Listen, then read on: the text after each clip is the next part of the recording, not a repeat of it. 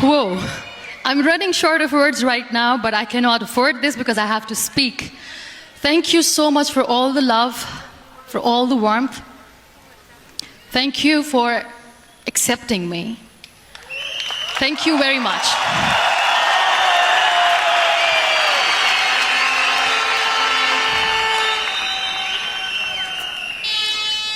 Well, I always start my talk with a disclaimer. And that disclaimer is that I've never claimed to be a motivational speaker.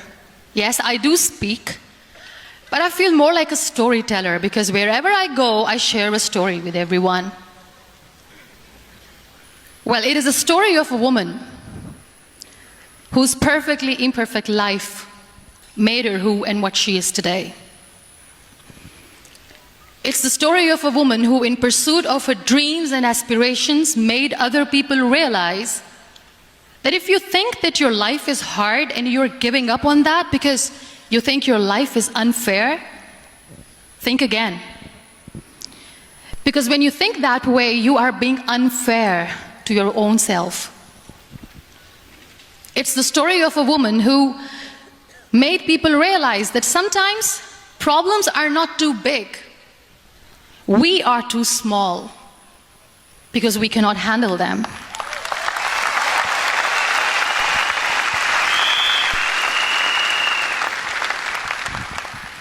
It is the story of a woman who with time realized the real happiness doesn't lie in success, money, fame. It lies within. Real happiness lies in gratitude. So I am here and I'm going to share the story of that woman. That is my story. The story of gratitude.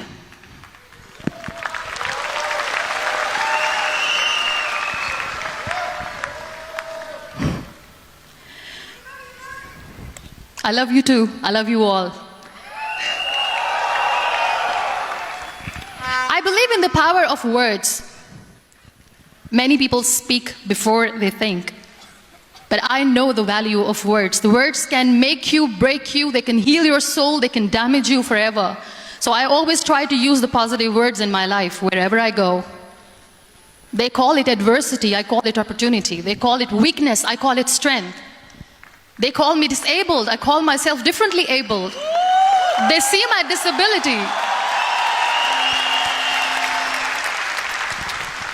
They see my disability, I see my ability. There are some incidents that happen in your life, and those incidents are so strong that they change your DNA.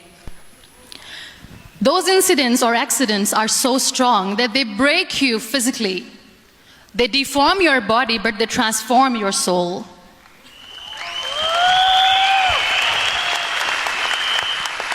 Those incidents break you, deform you, but they mold you into the best version of you. And the same thing happened to me. And I'm going to share what exactly happened to me. I was 18 years old when I got married. And this thing I'm sharing for the very first time on an international level. I was 18 years old when I got married. I belonged to a very conservative family, a Baloch family, where good daughters never say no to their parents. My father wanted me to get married. And all I said was, if that makes you happy, I'll say yes. And of course, it was never a happy marriage. Just about after 2 years of getting married, about 9 years ago, I met a car accident. Somehow my husband fell asleep and the car fell in the ditch. He managed to jump out, saved himself. I'm happy for him. But I stayed inside the car and I sustained a lot of injuries. The list is a bit long, don't get scared. I'm perfectly fine now. Radius ulna of my right arm were fractured. The wrist was fractured. Shoulder bone and collarbone were fractured. My whole rib cage got fractured. And because of the rib cage injury, lungs and liver were badly injured. I couldn't breathe. I lost urinary bowel control. That's why I have to wear the bag wherever I go. But that injury that changed me and my life completely as a person and my perception towards living my life was the spine injury.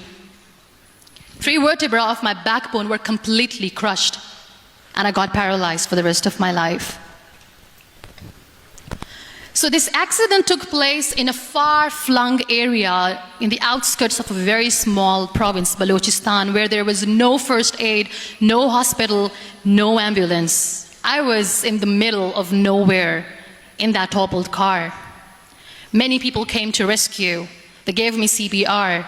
They dragged me out of the car. And while they were dragging me out, I got the complete transection of my spinal cord. And now there was this debate going on, should we keep it here? She's going to die, where should we go? There is no ambulance. There was this 4-wheeler Jeep standing in the corner of the street. They said, put her in the back of the Jeep and take her to the hospital, which is 3 hours away from this place.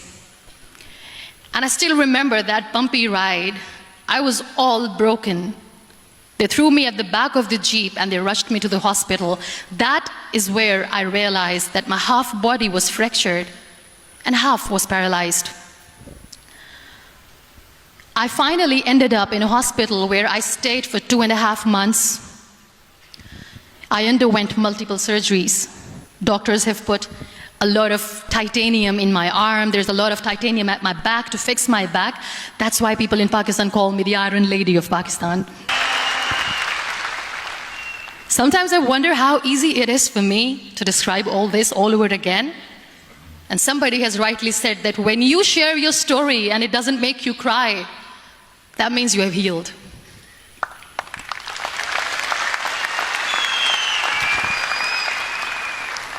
Those 2.5 months in the hospital were dreadful.